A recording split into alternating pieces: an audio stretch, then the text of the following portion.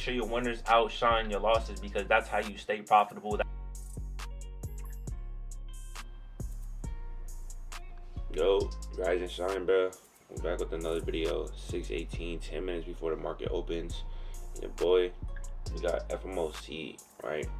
Like I always say, we might not take a trade today just because we do have 2 winners in a row. But if the market presents itself, if I see my setup, if I see everything I need to do in order to take a trade, I'm going to take a trade today. Might risk low in order to keep my account up high, right? Because I'm really trying to pass this account this week. Let the markets come to me so I can pray, man. Look to the outcome, man. Remember, you took a dub today because you woke up. It's crazy. And we do got FMOC, so I don't even know if I'm going to take a trade today. Bro, this was the trade idea.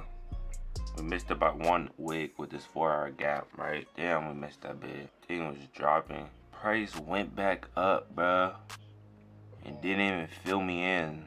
Would have been at TP1 right now. Took a loss, bro. It's all good. Took a loss today. But it's all good. We're going to bounce back, right? Recap of the trade today. We did take a loss, right? Today, we were bearish because the previous day marked out the previous day highs and lows.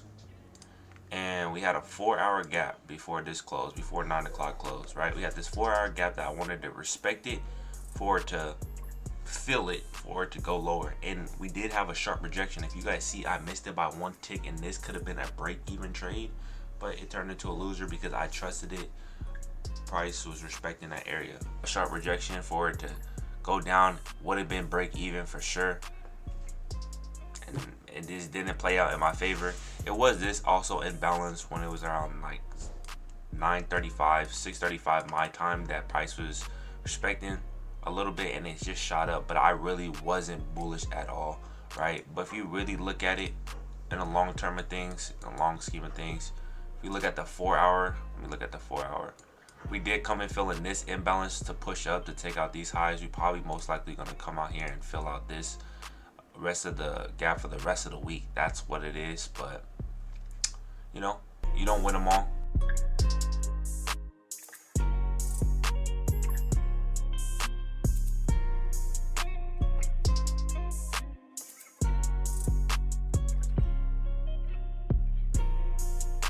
Guys, I did take another trade, and I know I did take a loss, but I did make 1,200, so I made it back on top of the profits, right? I'm gonna show you guys. We're at Home Depot right now. Little doggy, if you guys see that nigga locked in there with no windows down, crazy. But at Home Depot, we're gonna go check out some paint, right, to decide what color we want for the new room. All right, because we want to paint the room, make it all good. So we chose that we're going with the gray look, but what gray? You feel me? We got a couple samples. All right, your boy like this gray right here, but this is definitely the trade that I caught in the car while going to Home Depot, right? You guys see that it's, let me adjust that, 725, and bro, that's a freaking beautiful trade. I was only risking $200 here for a 1-2, or in this case a 1-4. I did break even at 1-1. Same thing, same rules applied, but bro, I had got me a 4, cashed out, got the notification. And bro, if I had held this could have been a 1-20, which is crazy. System works, bro. The proof is in the pudding, right? When it comes to these fair value gaps, these imbalances, these fills, bro, they really ride the wave, bro, on the higher time frames. We back from the store, right? We copped the paint, we copped the dog food, right? Because basically moving in one of my brother's room, moving my stuff out of my little brother room into my other brother's room that's moving out. Take 2 trades. I did take a loser at first, and I did take a winner, right? It's gonna be opportunities like that in the market where things not sitting right, right? It's not like I was forcing to trade, but I just checked the charts because I was checking my crypto at the time, because news has came out about XRP, how they dropped the lawsuit and everything, and I was happy. So I had checked US 30, and I'm like, whoa, this is a beautiful setup. This is textbook setup, right? So I scaled down to the 30-minute, and I seen that it was retracing an area, right? And I was only gonna risk $200. Like, I was okay, right? Because I did lose around 478 today, so I was okay losing the official 1% if I did take a loss. So I did have a 20-point stop loss, and I was around 3 cons. I had 3 contracts in, and I was willing to risk $200. I think $250 at the time of taking the trade, and it smacked in like 8 to 10 minutes, right? And I'm like, whoa, I'm over here in the passenger seat watching, like, whoa, whoa, whoa, let it close, and it closed, right? Like, you can lose, but you got to make sure your winners outshine your losses, right? I did take a 478 loss, but I did get a $1,200 dub today, right? That win outweighed the losses, and that's all you need with everything, right? You got to make sure your winners outshine your losses, because that's how you stay profitable. That's how you stay in this game, or be consistent in that aspect of things, right? I have been trading every single day. Like yesterday, I did say I wasn't gonna take a trade. The market showed itself today, right? It showed my setup, and I had took it. 3 dubs with 1 loss. That's a pretty good week to me.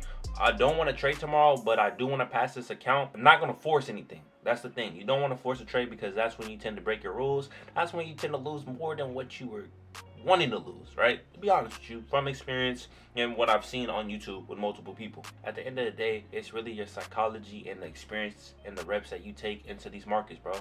And the more you start to see it over and over again, it starts to come second nature when you to get in and get out of trade. Am I looking to predict the move every single time? No. Right? My job as a trader, I'm looking to stay disciplined. I'm looking for my setups and following my rules. That is my job, right? My job isn't to predict the markets or where it goes up or down. I'm supposed to use probabilities in order to go in my favor. Because if you don't use probabilities, then that's when you tend to gamble. That's when you tend to break everything, and that's when you blow accounts. About how many probabilities that I have that are in my favor for me to take this trade.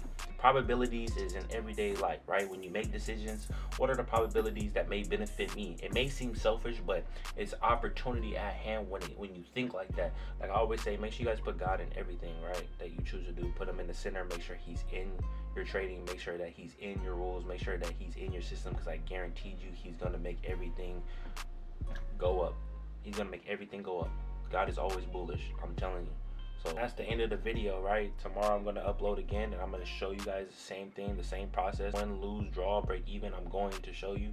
All right, just keep on pushing, keep putting your head down. All right, pick up the camera, document your journey. You may impact one person that may change their lives. Make sure you tell someone that you love them today, because you never know what can happen tomorrow, right? You may be broke physically, but spiritually you're rich. You have the people around you to lean on, your loved ones, right? No dollar in the world can replace them at all. So you got to be able to tell them I love you every single day. Put your pride to the side. Forgive them like God forgives you. I just want to say thank you guys for watching. Comment down below what y'all want to see, man. Like I always say, stay up and stay blessed. I'll see you in the next one.